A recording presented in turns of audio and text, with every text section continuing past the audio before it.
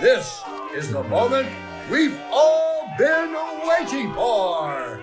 It's time! Presenting the champion of the world, Phil! Wham Bam Amino! Yo, it's your boy. It's Wham Bam Wednesday, and it's another great episode. I hope you all had a Merry Christmas and a happy holiday for all those that are out there and getting ready to finish off in a big new year coming up. And today, the show about ordinary people who've done extraordinary things, again, is about somebody who you would never, ever expect to be such a good entrepreneur. This guy came from the Ukraine. That's right. He's here. His whole family came to New York as immigrants, and he started his journey. And we're going to let him talk about it. Here today with us is Vlad Sadovskiy. Vlad, how are you, man? It's good to see you. How are you, Phil? Good, man. Thanks so much for making time for us. Here in Miami, we're in hot Miami, and not too many people know because it's nighttime here in Miami, you know, Yes, but it's very cool out here. How's things going? So listen, tell the viewers a little bit about your journey coming from Ukraine and getting to my hometown, New York. Yeah, I love New York. Yeah. I really am. I still feel I've been 10 years in Miami. I still feel like I'm still a New Yorker. Every time I go back there, it's it's New York feel. It never gets old. Never gets old. Oh, no, of course not. Yeah. So I came in, many years ago after the Soviet Union collapse with my parents, and we didn't have much money. We had $2,500 for 5 people. 5 people. Yeah. Now, when you say the Soviet Union collapsed, explain what era was this? How long ago was that? This was 90s. Okay. 90s. It was early 90s. Okay. 92 to be exact. Yeah. And you guys made a decision that, hey, we're gonna take the leap of faith. Yeah. I actually instigated it. Did you? And I had to convince my mother that didn't want to leave. Really? And how old were you then? I was 16 when I instigated, and 17 when I came into the United States. Gotcha. Now, what does it take for an immigrant to come to the United States and actually be considered okay to be here, not illegal, as we say? Well, at the time, there was an opportunity because, I'm a Ukrainian Jew, so Jews were not really favored in the former Soviet Union, and there was actually a very, very, very big rally in Washington where Jews in Washington came to Gorbachev, which was the president of USSR at the time, and they basically said, "Let our people go." And he opened up the opportunity for people to immigrate, first to Israel and afterwards to Israel or United States. It was a choice. Now, have you ever been to the United States prior to that? Like, Never been to the United States. So you never visited or nothing? That was just something that you decided, hey, we're going to go. Hey, I looked at all the famous immigrant movies like Moscow on the Hudson only when I came here. Oh, that was a good one. That was a great one. That was a great one. So that was it. That was the only thing you knew was what you saw on TV. Yes. Wow, that is crazy. What about your family? What about your mom and dad? You said you had 5. Like, did they have a plan? Were they nervous at all? Or they just said, hey, we're looking for a better life? My grandfather had a brother that he hasn't spoken to in 20 years. And they've immigrated by chance in the late 70s. So there was no communication, no nothing, and we didn't know what to expect. We just got our papers, got on the plane, and flew in. Wow, that's so wild, man. You talk about an entrepreneur. I mean, looking back, mom and dad were kind of entrepreneur right there, just saying, hey, let's go, kids. Let's take a chance. And we were not allowed to take any furniture with us, and, no shipping, no nothing, just 6 bags, 2 bags per person. And that's it. Why New York? Why New York? Good question. Because Delta was flying directly to New York, and there was no other scenarios at the time. I mean, it is the greatest city out there as far as I'm concerned. So not a bad place to be. I had no idea. I'll be honest with you. Yeah, I had no idea. So listen, you get to New York, and obviously you got to find a place to live. You got to find a place to stay. You got to find jobs. You said you were about 18 at the time. I was 17 to be exact. So what about your siblings? I don't have any. Okay. So you said 5 of you. So who else came over with you? My grandparents. Oh, your grandparents came as well. Okay. So now you're here in New York. What'd you end up doing for work? I was doing whatever it takes. Yeah. Yeah. From the only thing I didn't do is probably I didn't clean the houses, but I was doing flyers. I was doing, McDonald's, pizza, whatever you name it. I was there. The good news is that I had papers. Yeah. So I wasn't illegal in the country. Right. The bad news is I barely spoke a word of English. Oh. I only knew one phrase. What's going on? Really? That was what's going on? That was your first thing. That's crazy. So are you self-taught then? So you didn't get a tutor or anything like that. So I guess you're a little bit older, so it's kind of hard. Look, you needed to make money, and this country, if you don't sell, you don't make any money. That's true. Unless you're getting a full education. The good news is that my education in Soviet Union was really good. I can, my first job, quite honest with you, was I was playing chess for money. Yeah? Yes. Big chess player. So I was Were you on the streets of New York playing? I was professional chess player. Wow, I didn't know that. That's a big deal, man. Professional chess player, and it was the easiest money I could make. Really? So 42nd Street, Midtown Manhattan, $5 a game. Boom. Timer and all, hit the timer. Yep. Clocked in, clocked out. Damn, so you had that vision, you had that mind. What do you think gave you that ability to do so well in chess? I mean, there's a lot of people out there, that's all they do.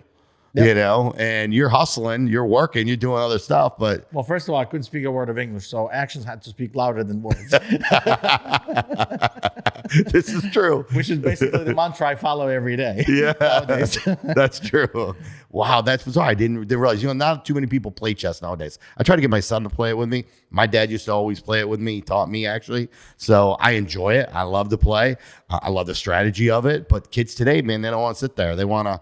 they want to get online. They want to play Fortnite and all these other games, Call of Duty and stuff instead. But chess is such a great game for the mind.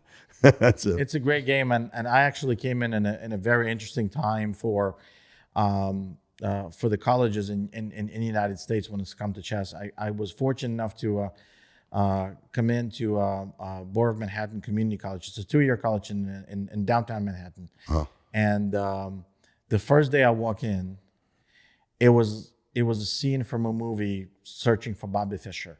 Everybody in cafeteria were playing chess. I could not believe my eyes that in the middle of Manhattan, in the United States, people would be playing chess. Yeah. And they were not Russians. And good at it too, right? They were pretty good. Yes. Pretty good. So, but the funny part was that they were playing in the cafeteria, and there was a one big central table in the middle of the floor, and there's a big crowd around it. So you get in line to play with somebody there, and you could tell that the guy that was playing there was very, very professional, and he was beating up everybody. So did winner stay on? Was like winner stays on. Okay, winner stays on, right? So I get in line. I wait for about 45 minutes. Uh-huh. I get in, I win, and I start playing, one after another. Right. Another. 5 opponents, 10 opponents, 15 opponents. Then you start realizing I might be a little good at this. Then it was a scene from a movie.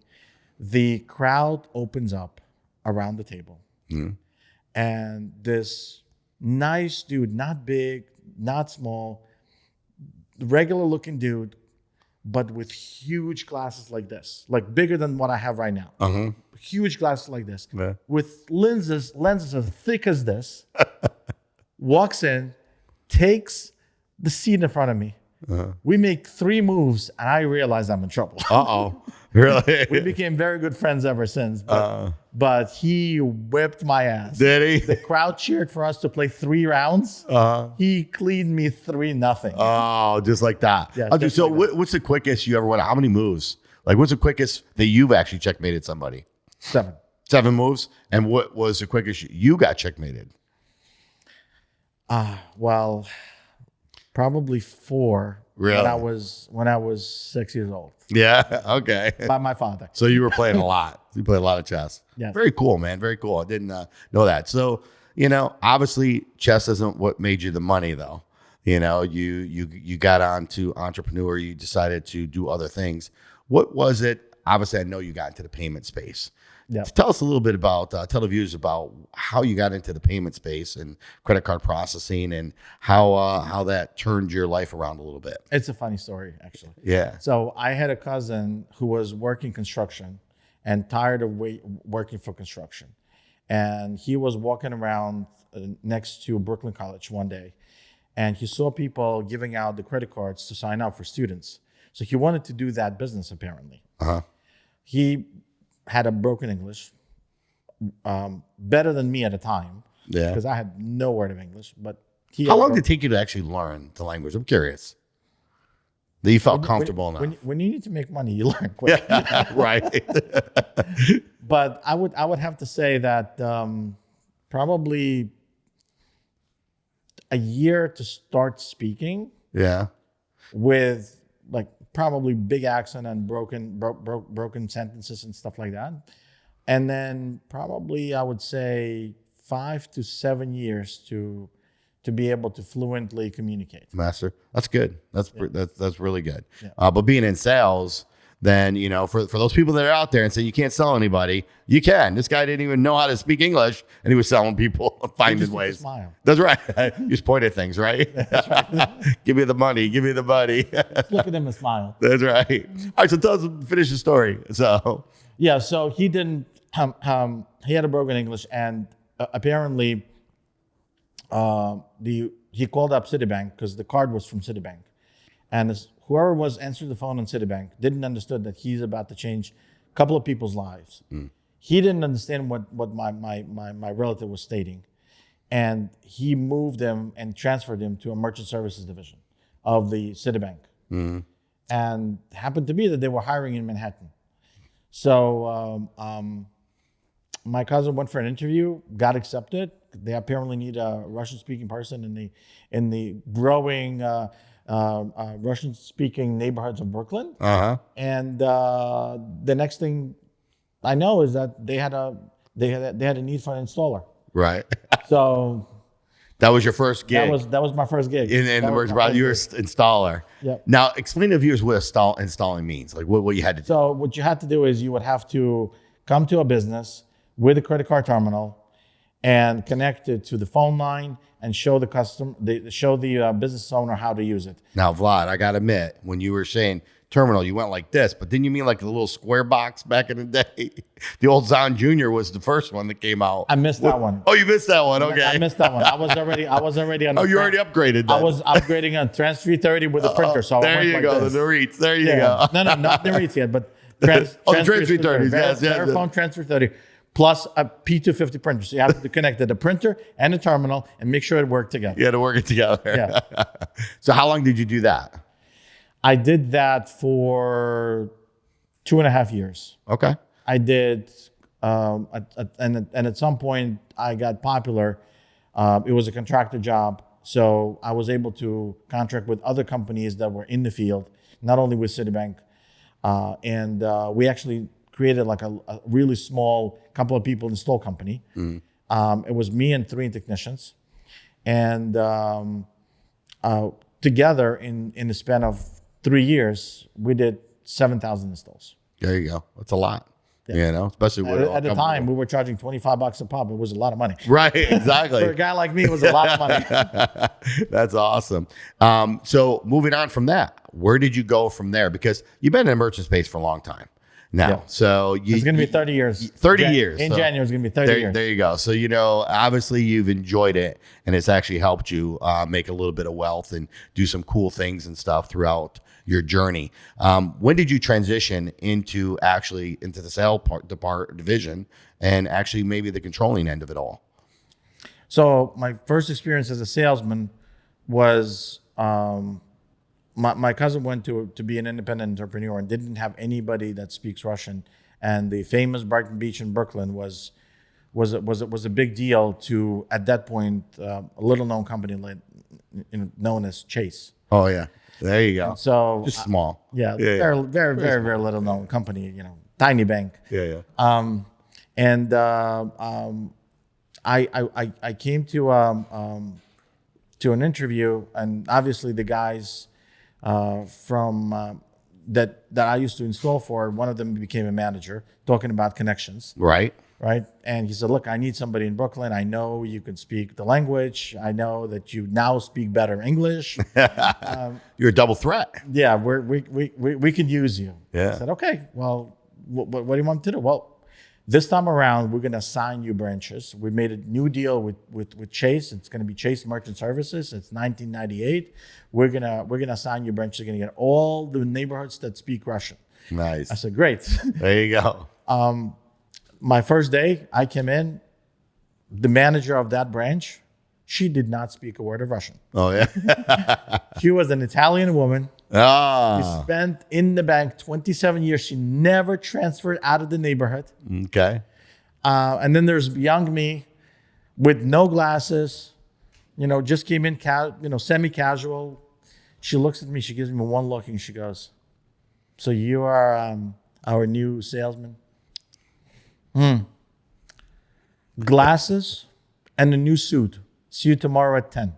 Oh, that's what she told you? That's what she told me verbatim. Wow. She just put it right on you. She put it right on me. Did you come back tomorrow with a new suit and glasses? I had no choice. Oh, I love it. So, my vision was perfect at the time. That's right. The glasses were for the show.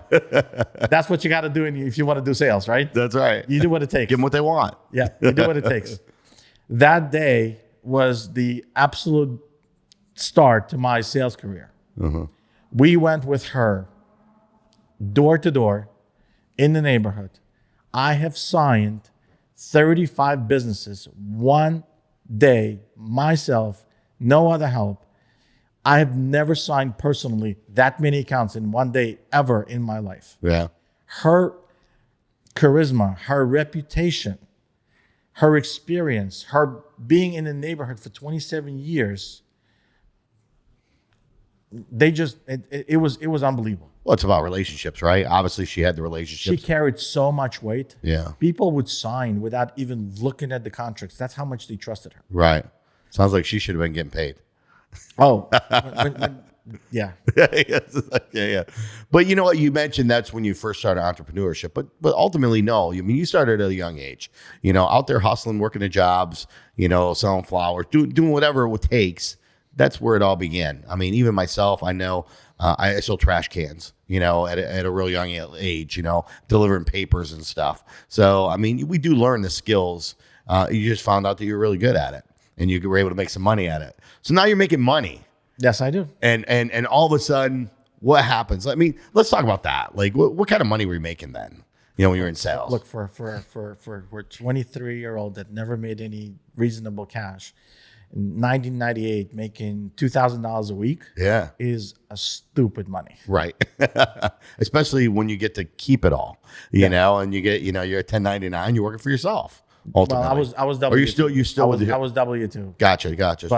But nevertheless, I mean, it didn't matter. I mean, I didn't know what to do with the money. I'll be honest.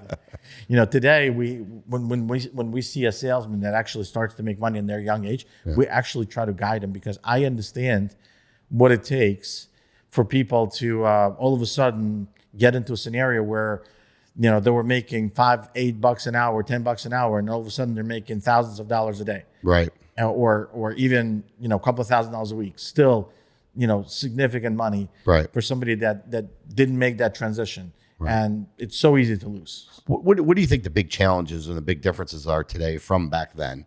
Obviously we could talk about the type of money, meaning back then things were a little bit cheaper. Things were making a couple thousand was a lot. Now these people went from making $2,000, making 10, making 20, making 30. But what do you think has changed as far as the industry goes? Well, first of all, I think the exposure to a lot of people making a lot of money. Like you and I are on the podcast today, right? Yeah. There was no podcast back then, right? True. Very true. You and I would never end up on the TV, so to hear our story, right? Right. So on one side of it, it's inspiring. on the other side of it, it's an issue where there's a lot of content where people look at it and say, well, you know what? A, I want to work from home. B, I don't want to really work that hard. Right. C, I'm not sure if I'm going to go through the hurdles of, fact-finding missions and finding out and really grab it and see how it takes and taste the losses along with the winnings.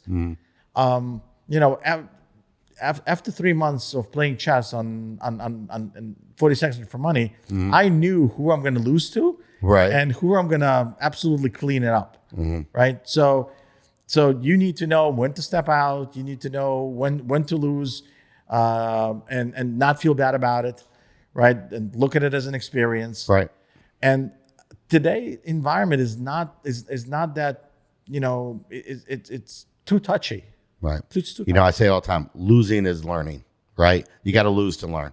And, if you don't lose somewhere along the way, you're probably not going to be successful anyways, because you don't understand that pain. You know what I mean? Yep. Because that pain is either going to drive you or drown you. Yep. One of the two things that it normally does. And sometimes you also have to have some chance, some luck. Yeah, right? of course. But you know what? I believe you can, but I believe you make your luck too. I mean, a lot of people talk about, good luck and having luck, and you're lucky, and man, look at you, lucky you, very lucky, very lucky. And you know what? I'll sit there, I'll take the luck. I love being in luck. But you know what? There's 24 hours in a day for both of us. You know what I mean? You got yourself out of bed. You got yourself out there in the field. You got yourself out there talking to people. You got the, you were hustling, and that's what it took. So you created your luck as well. And that's how I look at it. A lot of people, they just want it to happen. I've said this all the years. Nobody's knocking on my door saying, publishing clearing sweepstakes, you just won $1 million.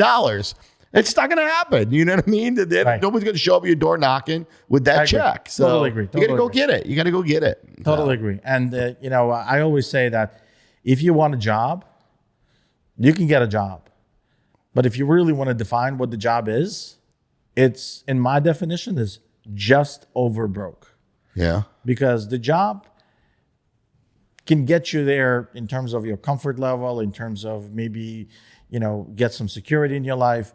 But entrepreneurship, besides everything else, besides making money, it's a hobby. You have to live it. Yeah. You have to really like it. You have to really enjoy it. I like what I do. That's probably the best thing that happened to me in my life is I love what I do. That's important.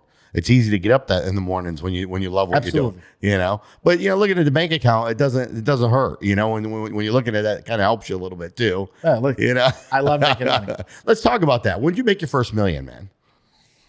Well, you remember looking at the bank account and you saw those 7 digits. It was a loan. Yeah. It was a loan. I got approved for a loan, and they deposited $1 million. There you go. So what does it feel like though? You got access to $1 million.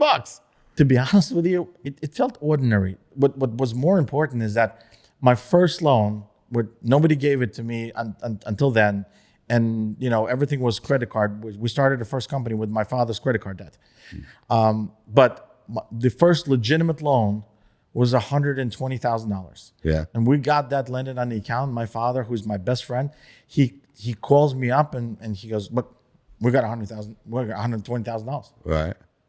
We got $120,000.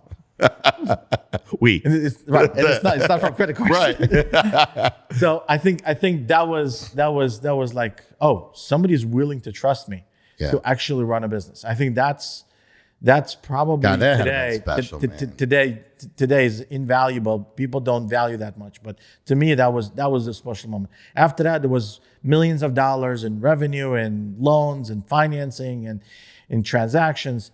Nothing felt more than that $120,000 that was given to me. Yeah, that's crazy. It's funny because when you talked about the $1 million, you're saying it was a loan, but even that, it comes with responsibility, right? Yes. You don't want to lose it, because somebody actually had to write that check. I don't care if it's a bank, I don't care if it's a person, but somebody actually believed in you and said that, hey, you're going to pay it back, and you're going to be able to. But now you have it, but you have to be able to use it to make money off of it, grow your business, so you can pay them back.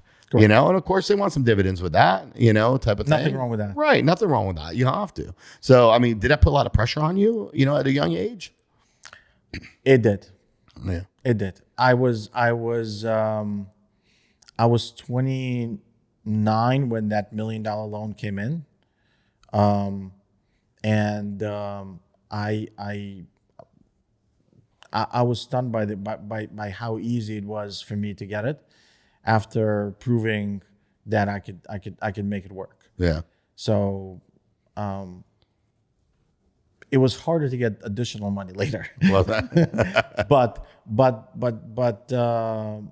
it only takes a good plan and a person to believe in you and your plan, and you should show track record. And if you show track record, and that cannot be earned overnight. How does somebody go and ask for $1 million? Like, there's gonna be viewers out there. There's people, these kids that they got dreams too, just like anybody, but it's not really easy to go out there and just ask somebody to write you a check for $1 million.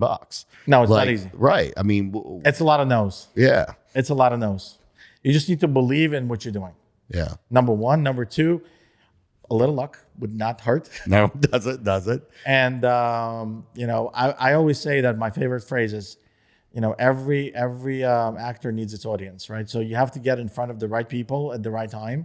100%. That's where the luck comes in. 100%. But you have to have a good, solid plan. Yeah. I think it's, you got to be ready too. You have to be ready. When that opportunity happens, because you don't know when it's going to happen. Right. It always happens, ironically, at the craziest times. I know I've met a lot of different people throughout my years in my relationship building, and they came under times that I never expected to happen. I don't care if it was an elevator. I don't care if it was on an airplane sitting next to somebody. Like, just things just happened differently. And you got to be prepared. You got to know in your mind what your whole plan was and have it ready. Yeah. I have a best friend who's also in the business, and he was my junior partner in my first business. And the way we met, he was recommended by a friend. He came in for an interview. We leave from that interview. I still haven't decided whether I want to hire him or not as a salesman. Seems like a good guy. Seems like a promising scenario. And then I got on the traffic light stop, and I pushed his car and got into the accident. Oh. And now then I felt responsible, and I had to do something about it. And through that scenario, all of a sudden he became first an employee, then a junior partner, and then we became best friends. We've been celebrating 20 years of friendship. That's next awesome. year as well. So it's you can't predict these things. No, you can't predict this. Right. But you got to be out there to do it too. You got to be out there. You got to be out there. Yeah. So many people want to be at home nowadays. They want to be at home. They want to make the money, and it's like there's nothing more than going out there physically, being able to talk to people. Now with AI out there taking over, I can just see more people leaning towards that. People are gonna have a hard time talking to each other. Relationships right now. You go to a restaurant, and all you do is you see everybody on their phones. They're just doing this, scrolling. They're not even having a conversation anymore. There's a joke now that the wedding and the restaurant was very quiet. Everybody were having a good time on Wi-Fi. Yeah, there you go. Exactly. So being in New York, obviously you lived there for a bit, but you're here in Miami now. Yes. How did you get to Miami? Like what transferred you here? And tell us a little about that journey. So I sold my first company to an outfit in Miami. Yeah. And I thought I'm done. So when you sold the company, what kind of money did you make? What kind of money are we talking? We're talking millions. Millions. So we're talking millions. We're not talking tens of millions. Okay, but how old are you now though? I am 48. So but when you sold the first company? It was 14 years ago. So okay. So you were young. You're still fairly young. You know what I mean? Type of thing. So mid 30s, as they like to say. Mid 30s. There you go. So you got a little bit of money there. You got some opportunity. Talk about that. First, you're in this phase of you had your baby, and you just let it out to the world, and you don't know what to do next. Like my wife was absolutely. She was absolutely devastated seeing me home 5 days a week. She's not used to it. She was not used to that. She's like, go get a job. She was like, do something. Get the hell out of the house. Right. Retirement's not good. She got annoyed when we, 2 weeks in. Right. So and then I was actually lucky. So the company that bought the business, they asked me to come back as an executive and help get get the business further because it was right after the 2008 2009 economy crash time, and people like to bet on proven horses, so I can't blame them. Right. I only agreed because of my wife. But you know what? Don't you find out a lot more companies do that nowadays? The people that are actually purchasing the company, they do bring that person that started it back in sometime. It just seems that way. And I don't know if it's to keep it going, obviously, and they want to keep building it. But it's also, once you separate, they realize they can't do it as good as you. So they want you to come on back and give them a few hints, teach them the way that made you successful. True, but I think a lot of it is about culture. So if the culture was a poisonous culture, like, I watched the Uber movie recently, right? Mm-hmm. And they ousted the CEO. Yeah. And they had to change the culture. And in those scenarios, it might be good for the company to change the culture. It depends on how the company was brought up to be. If it was a rough start with your own money, putting it in, or did you go and you did the Silicon Valley startup and said, let me go raise. Right. And being in a negative is okay. Mm-hmm. I don't consider it okay. Right. I wasn't built that way. What do you mean being in a negative? Like, how long are you going to be in a negative? Okay, you're a public company, so public is paying for it. Like, when are you going to make money? Right. I understand the idea that Jeff Bezos came in and said, we're going to lose money for X amount of years, but then we're going to become the company to beat. And you have to believe in his vision. You have to take a chance and believe in his vision, but he lived up to every expectation. 90% of the companies that are getting funding or were getting funding in Silicon Valley in the last couple of years, they're not even close to Amazon and Facebook, yet they're treated like it. Right. And it's instilled in the entrepreneur mind. I'm just going to go and get a funding round. Right. Miami is now becoming this new Silicon Valley during COVID. And we meet with entrepreneurs all the time. And they come in and say, why are you guys so harsh? Like, why are you looking to invest? We're a startup. Why are you looking to invest in stable companies already? We can get money in Silicon Valley. And you know what we say? I have a few buddies that invest in the angel fund. So go to Silicon Valley. Yeah. Miami's not like that. We don't believe in tomorrow. We believe in what you bring today and what tomorrow looks like. Right. Absolutely. 100%. Processing world's been very, been there, obviously been around for a long time, going to continue to be around. Best business I ever got into. I mean, excuse me. The one thing I've learned about our industry, because I'm in that industry as well, is yes, there's always going to be people that need those lines of credit. And there's always going to be people that need supplies and things to purchase. It's not going to go anywhere. Payment processing is going to always be around. Now, the way it's changed over the years has been astronomical. Yes. When you got into it, and even though you stayed into it, there's a lot of competition out there. How do you differ from what's out there currently? Well, I think bottom line, it comes down to relationships, right? So yes, you could, big companies could come in and grab a huge market share. United States is 70% of the credit card processing happens in the United States. It's trillion, not even billion, trillion dollar industry. Right. So it doesn't take much to make a fairly decent amount of money. I mean, we're talking tens of millions of dollars in the industry. And you don't need trillions. You need, a couple of $1 billion in processing through your clients, and you could be a very wealthy dude. Yep. Right. Yeah, so absolutely. so the thing is that if you can run a boutique business and rely on relationships, it will yield results, and it will give you an opportunity to make money.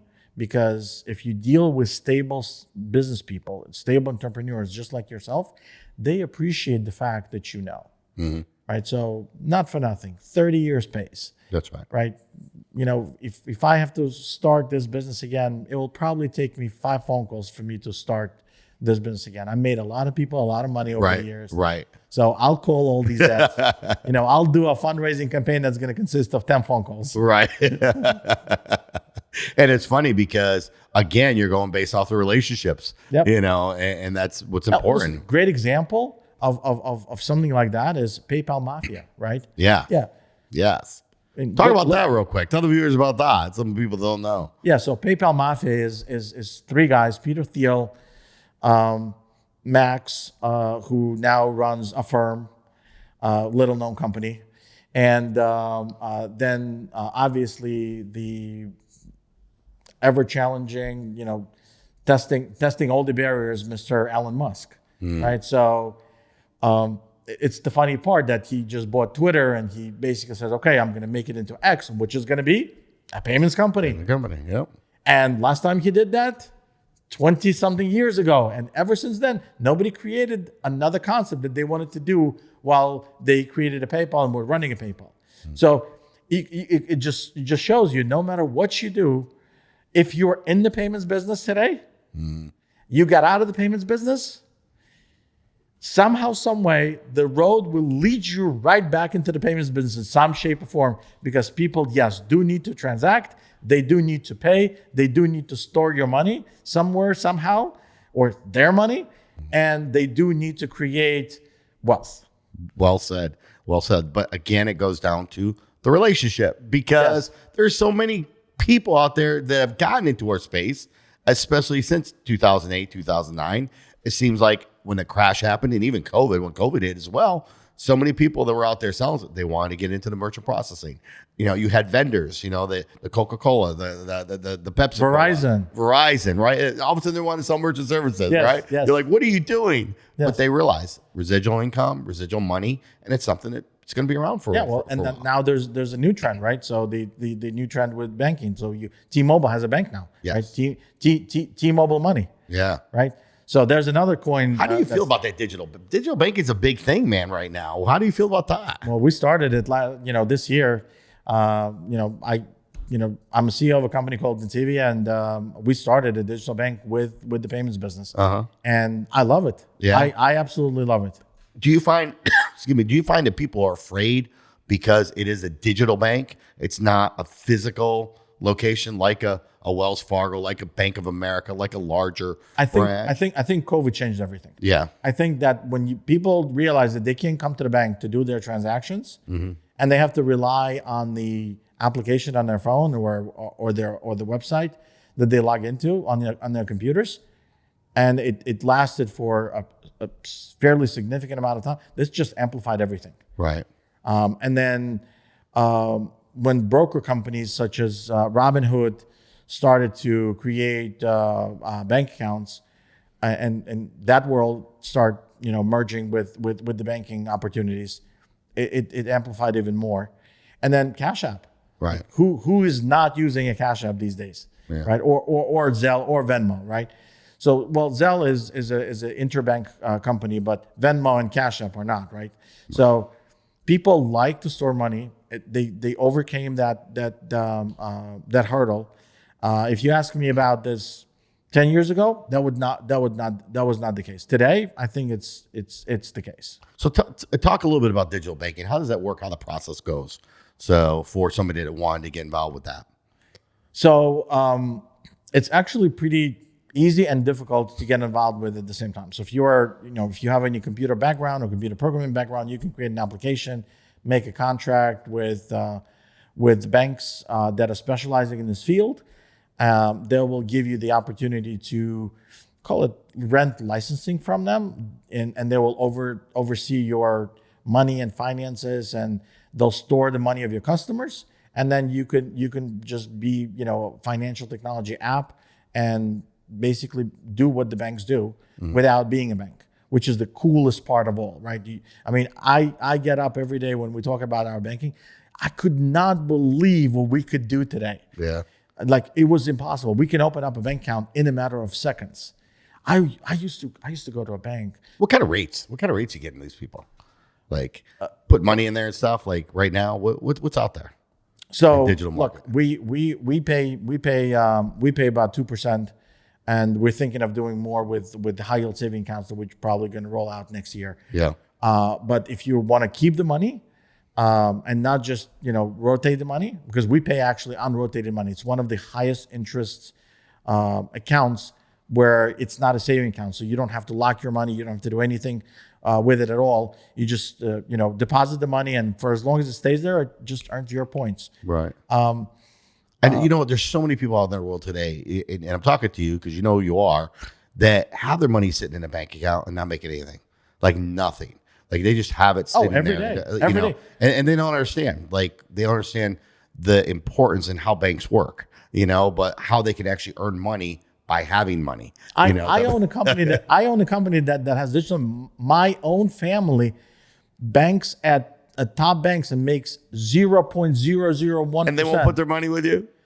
They're leaning towards it now because it's getting to a point of being absolutely ridiculous. Yeah. But I do have to provide my own collateral so they can put the money in. That's funny. Even though the bank provides a FDIC insurance and we now up in the talk insurance. Talk about that. So the money's safe. Yes. But what is the cutoff? Because you hear that's 250,000.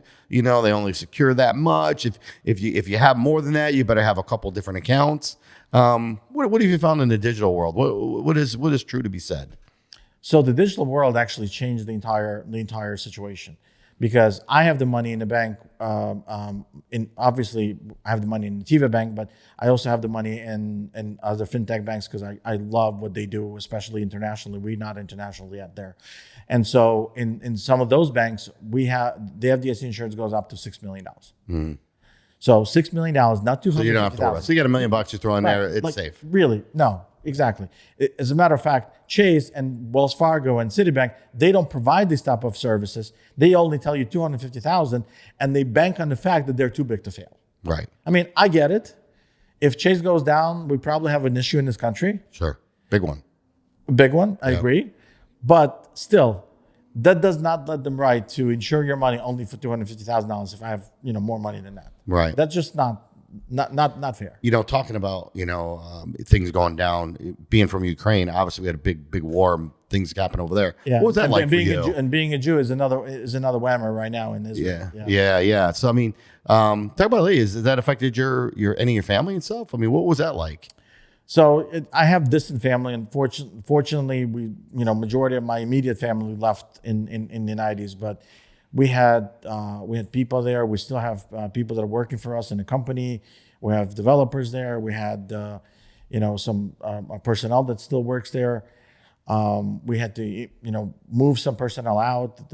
Those people incurred incredible amount of hardship. Some of them got into jail, in the Polish jail, because they had problems. They lost documents and during the transition outside of the country due to the war. So it's a mess. To say that it's not a pretty thing is an easy word to say, especially in the beginning of the war. Today, people kind of get used to everything, right? So I don't want to say it's considered to be normal. It's not normal. Right. By no means it's normal. But people are living with it more. Yeah. They've adjusted. They know what to do, what not to do, and I guess life goes on, and we're here to see how that happens. But obviously we support it, right? And now I have to support two causes, right? Yeah. My heritage and my home country. So I really feel bad for Israel, because I feel that in Israel it's a situation that people do not understand, and I'm really baffled by what's going on in colleges in this country. And the protests against Israel, I don't understand. I really don't understand. Right. As a Jew, it really hurts me. I gotta believe that. I mean, obviously, you're saying that, but it makes me really think and wonder what does go through your mind. Like, when you can't do something about it, and all you can do is watch it, and it doesn't make sense. Like, how do you digest that? You try to focus on individuals that are having the hardest time that you could help, and that you can find some peace with that.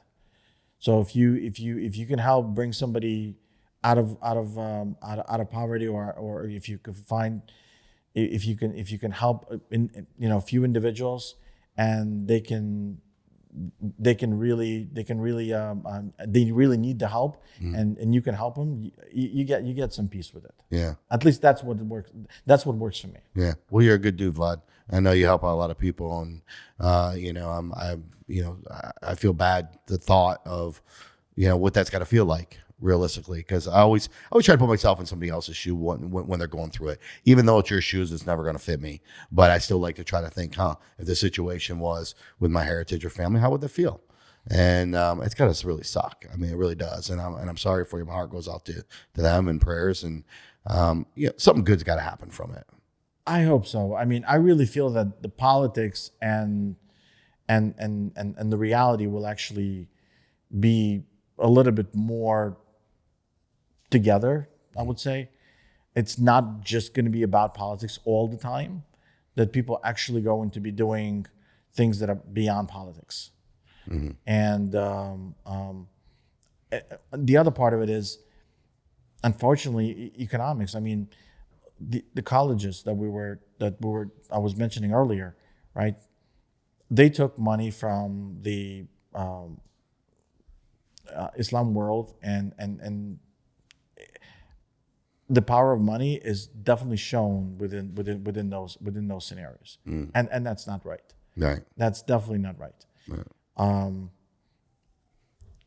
I don't have the words for it. I don't even have comments on what will happen down the road. I'm watching it every day, and I'm just trying to help one person at a time. Yeah, that's true. That's it.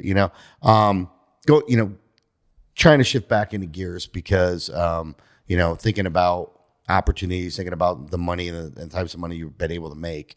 A lot of people always say, it's not what you make, it's what you do with what you make, right? And obviously you can do all those charitable things, which you do and stuff, but how do you also get to scale your money? How do you get to scale your business? What are some things that you've done that have benefited you, and some techniques and things you can share with some of the people out there that are wondering, when you get that bag of cash, what do I do with it to keep it?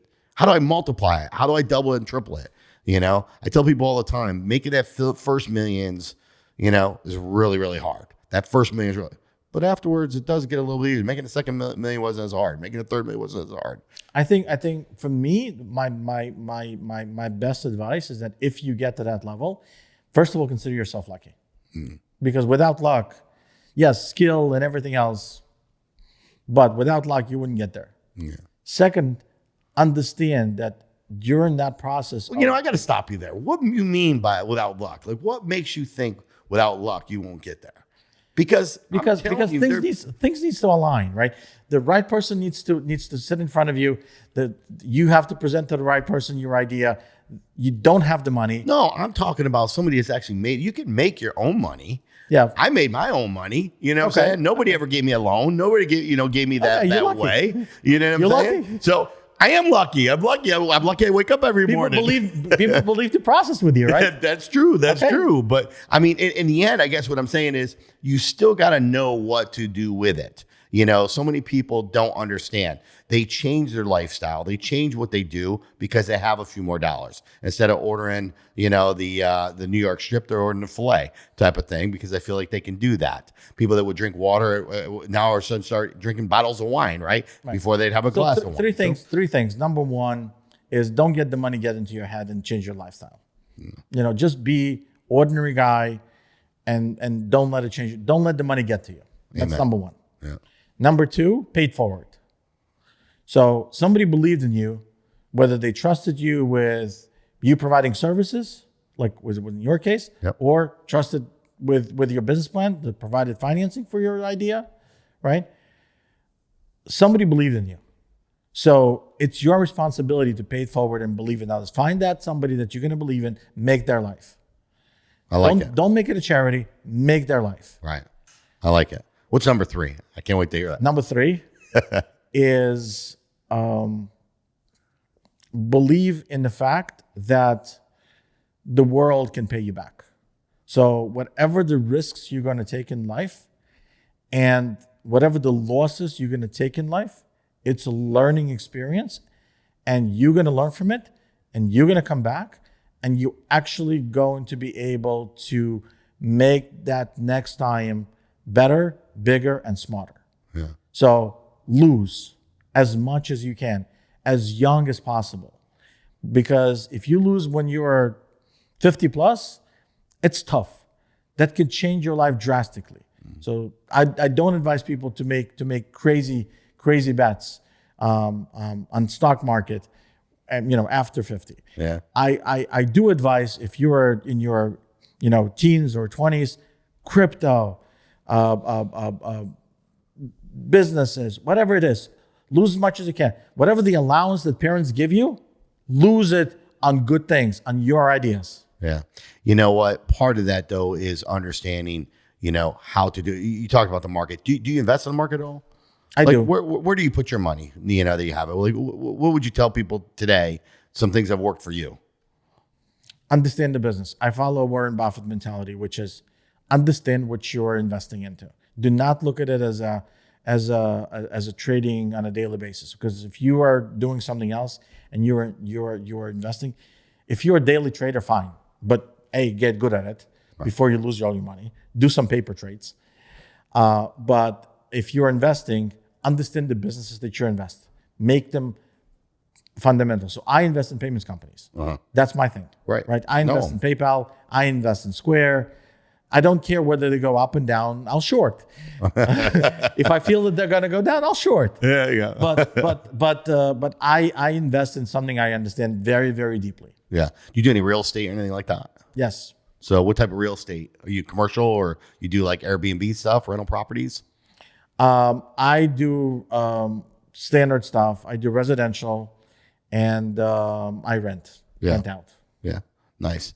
I think it's important to, we talk about day trading people, and I think a lot of kids think that, they're just going to get rich quick, thing. On Discord with crypto. Yeah, exactly. Right. But, they don't realize either too, like, oh man, I made $100 today, but you didn't, because you pay capital gains on that and the taxes, you really didn't make $100, Sure. So, they forget about that piece of it all. You really do have to be creative, and you have to start doing things at a young age. Yes, keeping your money is a number one trend. So every entrepreneur I've ever made advice to, as soon as they open up the company, I made sure that they know about what this country can give you, and this country can give you IRA and 401k. Yeah. And there's corporate IRAs and 401ks, and then there is solo and self-directed IRAs. I always say that open up a self-directed IRA or 401k. It has one interesting provision. Mm-hmm. It allows you to invest whatever the money you put aside into your business. So there was businesses that I've started that had no value. Mm-hmm. And when they became valuable, my 401k owns them. Right. And so when we sold those businesses, all the money went to 401k, and now I have a good NASDAQ that I can always invest into, so I'm not limited, right? But at the same time, I don't have to pay taxes until I get to 65 and start withdrawing from the 401k. As a matter of fact, Peter Thiel, one of the greatest investors of our time, right, has that money in 401k as well. Yeah. So you learned it. Yep. And now you're sharing it with the world. That's right. That is correct. That's important. No, it's important. It's the little things. And, I learned it in Miami, by the way. In Miami, right? In Miami. From the guy that started in New York that moved to Miami. Well, that's good. That's what Miami teaches you. There you go. Finance is important. You've always done well in finance, obviously. The one thing I want to say, and for the viewers that are listening, to make sure, be aware. Be aware what's out there. Because a lot of people don't know. We talk about, people just sitting their money in certain places. You talk about digital banking. You talk about just having it. You can get 5% right now. You can get your money. Some people, if you get lucky, you can get a little bit more. My monies are on 5.5%, 6% today. And that's, I move majority of my savings there, because I don't want to get a mortgage for 7%, 8% money today. I don't think that the real estate will appreciate that much over the next couple of years. Right. So, if you made money and you have some money, first of all, put that money aside. 6%, great return. It's enough to pay your bills and live comfortably. The rest of it, invest, pay forward. The rest of it, put in for the rainy day, and the rest of it, gamble. I mean, if you feel like it, Don't recommend that. Gambler's always going to lose. I'll let you know that for sure. Well, good. Well, Vlad, it's been a pleasure, obviously, talking to you, going over some of your strategies. What's next for Netevia? What's next for you? I'm going to make $1 billion business. Yeah. Next time we'll be talking, it's going to be $1 billion company. All right. That's what I like to hear. Did you hear that, folks? Well, and how's it going to be done? I'm going to get a loan. Get a loan and get lucky. Get a loan and get lucky. Well, there you have it, folks. Another great episode. You heard it right there from Vlad himself. Go out there. Don't be afraid to get a loan and understand that you got to get a little bit of luck to have some success. But more importantly, you got to work hard. You got to understand your surroundings and take some chances. Take some chances when you're young, because as he said, lose often when you're young, because that's how you learn and that's how you're going to make your wealth. And you know what? I hope you guys had a great Christmas. I hope the New Year's has helped you to come up with a better New Year's plan. And remember, as I always say, if your life was a movie, would it be worth watching? And if the answer is no, then stop being ordinary and start being extraordinary. And remember, as always, stay positive, baby, and keep testing negative. It's your boy Wham Bam. Till next time, I'm out.